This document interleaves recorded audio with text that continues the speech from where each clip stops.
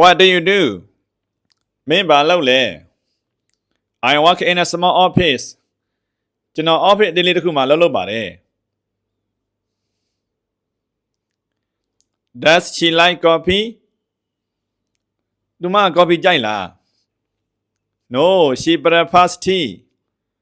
သူမ coffee မကြိုက်ဘူးလက်ဖက်ရည်ကိုပိုကြိုက်တယ်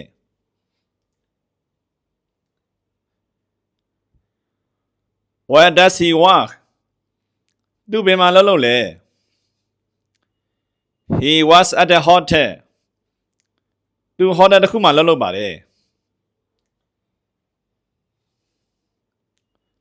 Do you speak Spanish?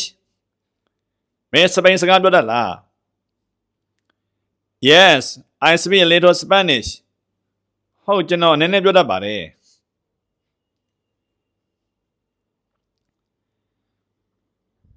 Is it sunny today? ဒီနေ့နေသားလား No, it is cloudy today. ဒီနေ့နေမသားဘူးတိမ်နေထူထပ်နေတယ်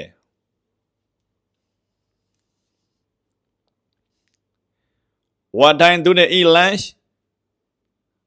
သူတို့ဘယ်ချိန်နေ့လည်စာစားမှာလဲ They eat lunch at 1 p.m.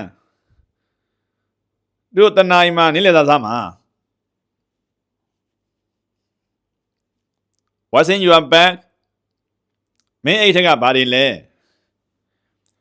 I have my phone and keys in my bag. ငါအိတ်ထဲမှာဖုန်းနဲ့တော့တွေရှိတယ် What do you sell? မင်းဘာရောင်းလဲ I sell fresh fruit. ငါလက်ဆက်သက်တတိဝလံနေရောင်းတယ်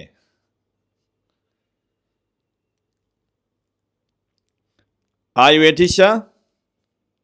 မင်းကကျောင်းဆရာတယောက်လား Yes, I am an English teacher.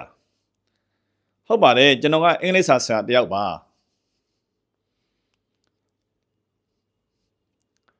Does he play the guitar? မင်းကဂီတာတီးတတ်လား No ကျွန်တော်မတီးတတ်ပါဘူး He plays the piano. စန်းရတော့တီးတတ်ပါတယ်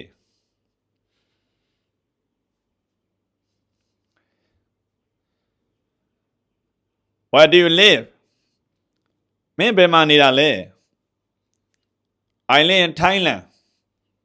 ကျွန်တော်ထိုင်းမှာနေတာပါ